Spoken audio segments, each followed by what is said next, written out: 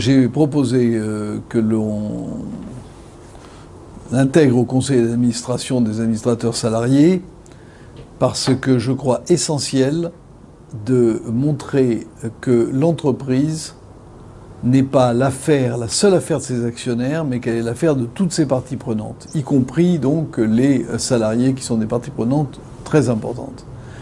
Le second élément, c'est que les salariés connaissent l'entreprise, en ont une conception de long terme, et que cette conception de long terme peut équilibrer celle des actionnaires, qui est légitime, mais de plus court terme. Donc, je crois que les salariés apportent à la fois leur expérience de l'entreprise et cette vision plus stratégique de l'entreprise que celle que peuvent apporter un certain nombre d'actionnaires.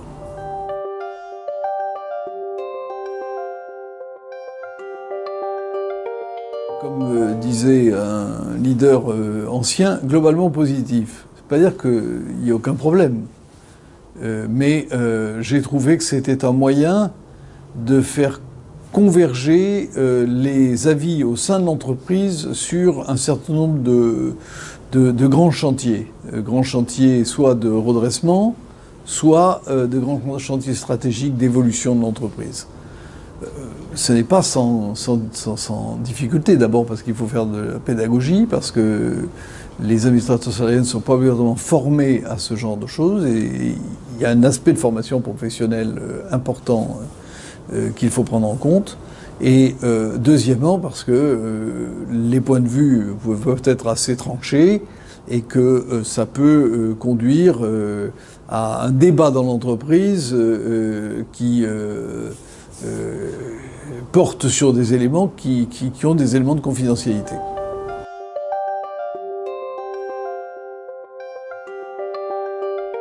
Je dois dire que mes expériences sont plutôt positives. Je n'ai pas eu de fuite caractérisée, sauf une fois à la SNCF en 10 ans. J'ajoute que les fuites ne sont pas exclusivement l'apanage des administrateurs salariés si eux-mêmes font des fuites. Parce que j'ai fait participer à des conseils où il n'y avait pas d'administrateurs salariés, où il y avait également des fuites. Donc je ne voudrais pas qu'on considère que les administrateurs salariés sont différents des autres. Ils respectent globalement l'engagement de confidentialité, mais il peut y avoir des exceptions comme celles que j'ai mentionnées. J'ajoute un élément quand même qui rend les choses un peu plus complexes, c'est que l'administrateur salarié doit rendre compte de son mandat. Et rendre compte de son mandat tout en gardant pour lui les éléments confidentiels n'est pas absolument évident, n'est pas très facile s'il veut faire un compte-rendu honnête de son mandat et assez précis. Il faut trouver le bon équilibre, et je pense que c'est aussi le rôle du président du conseil d'administration ou du président du conseil de surveillance d'évoquer ce problème avec l'administrateur salarié pour voir exactement ce qui peut être dit ou ne pas être dit.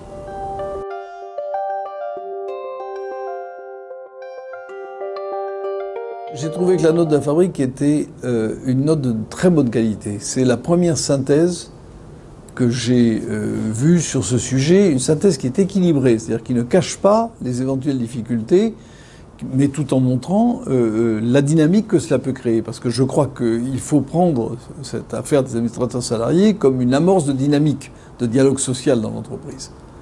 Et j'en dirai un mot, si vous le permettez, de ce dialogue social. Mais donc j'ai apprécié la note sur ce point. Je crois qu'elle traite le sujet. Honnêtement, elle traite le sujet. Il faudra maintenant que d'autres prennent la suite de cette note pour faire un premier bilan des expériences qui vont être menées dans des entreprises qui jusqu'à présent n'avaient pas d'administrateurs salariés et pour lesquelles ça va être une novation. Il faut voir comment cette novation est intégrée à l'entreprise.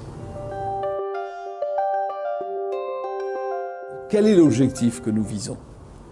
L'objectif que nous visons, c'est à travers cette affaire, à la fois de conduire les entreprises et les chefs d'entreprise à reconnaître le rôle des salariés et de leurs organisations au sein de l'entreprise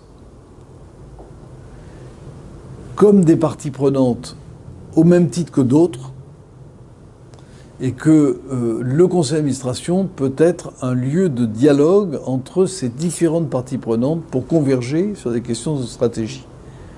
D'un autre côté, les organisations syndicales et les représentants des salariés doivent eux aussi admettre que l'entreprise, c'est le lieu de création de richesse. Et que donc l'avenir de l'entreprise, c'est l'avenir de la création de richesse et de l'emploi. Donc je dirais qu'il faut que nous créions un double consensus, à la fois sur le rôle des partenaires sociaux et sur le fait que l'entreprise est le lieu de la création de richesse. Et je pense que la présence d'administrateurs salariés au conseil d'administration s'inscrit dans cette volonté de créer une dynamique de consensus. Ce qui ne veut pas dire qu'ensuite il n'y ait pas eu des débats et même des conflits sur la répartition de cette richesse. Le conflit est légitime, naturel sur ce sujet. Mais je pense qu'il faut au moins qu'une certaine base de consensus existe dans l'entreprise.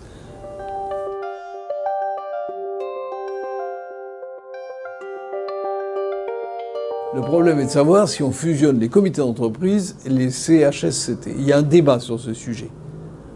Je n'ai pas une opinion totalement arrêtée sur ce sujet. Je constate seulement que les CHSCT discutent maintenant de sujets de plus en plus nombreux et de plus en plus liés à ceux du comité d'entreprise.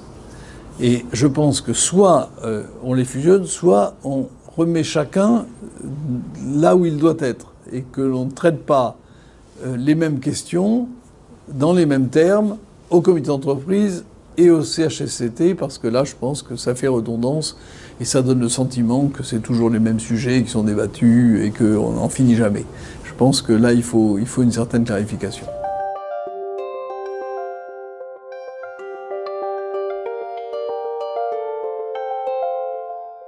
Je l'ai vécu au sein de ADS, où le comité de groupe européen était co-présidé par un syndicaliste français et un syndicaliste allemand. Et j'étais moi-même invité devant ce comité de groupe européen. Je dois dire que je m'en suis franchement bien trouvé. Je n'ai pas trouvé que ça changeait fondamentalement les choses. Et je pense que c'est également une prise de responsabilité. Donc je ne suis pas contre. Je l'ai d'ailleurs, je crois l'avoir mis dans mon rapport sur la compétitivité, que c'était un des éléments sur lesquels on pourrait jouer. J'ai compris néanmoins qu'il fallait faire un peu mûrir la réflexion sur ce sujet, faire mûrir les esprits, qu'on n'est pas tout à fait là. Moi, personnellement, je n'y vois pas d'obstacle déterminant. Ceci étant dit, ça mérite une réflexion.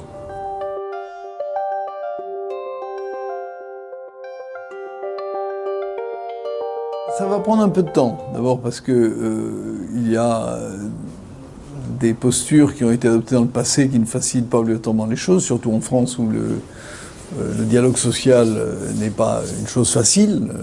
On en a tous les jours la démonstration. Deuxièmement, je pense qu'il va falloir que les administrateurs salariés soient formés. Ça prend un peu de temps. Et troisièmement, il va falloir qu'ils s'habituent à ce fonctionnement des conseils d'administration qui est différent de celui des comités d'entreprise. On ne s'exprime pas de la même manière, on n'y traite pas les mêmes sujets, on a des intérêts qui sont beaucoup plus convergents que dans un comité d'entreprise. Il faut que s'habituer à cette convergence alors qu'on a vécu la divergence. Du côté du chef d'entreprise, des actionnaires, il va y avoir aussi cette méfiance fondée sur le fait qu'on ne peut pas leur faire confiance, ils vont utiliser l'information qu'on leur donne, etc. Donc je pense que ça va prendre un peu de temps, qu'il y aura des situations qui ne vont pas être des situations faciles. Donc il faut donner du temps au temps et nous verrons. Je suis persuadé que dans 3 ou 4 ans, cette affaire-là sera devenue une affaire banale. Parce que j'ai pu le voir dans toutes les entreprises que j'ai eu des administrateurs salariés à la SNECMA, à l'aérospatiale, à la SNCF. Je dois dire franchement que ça ne pose pas de véritable problème. Et maintenant, chez PSA, au conseil de surveillance, nous avons 2 administrateurs salariés. Je dois dire très franchement que ils participent absolument à toutes les discussions, et je n'ai pas constaté que ça change en quoi que ce soit la dynamique du conseil. et que les autres administrateurs soient gênés, perturbés par la présence de ces administrateurs salariés.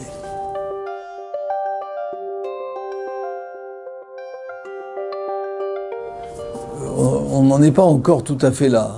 Je pense que le mot compétitivité n'est plus un mot tabou, c'est un mot qu'on peut employer et que chacun reconnaît que si on veut que notre économie soit prospère, crée de la croissance et donc puisse améliorer le niveau de vie des Français, il faut de la compétitivité. Je pense que cette idée est en train de pénétrer. Sur les modalités et sur les moyens de parvenir à cette compétitivité, le débat existe, il est tout à fait sain, d'ailleurs normal.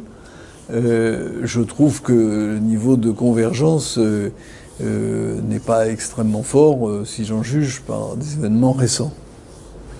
Mais espérons que cela progressera. Mais je pense que ça nous oblige, c'est sain parce que ça oblige les partenaires sociaux des deux côtés à sortir de postures un peu préétablies.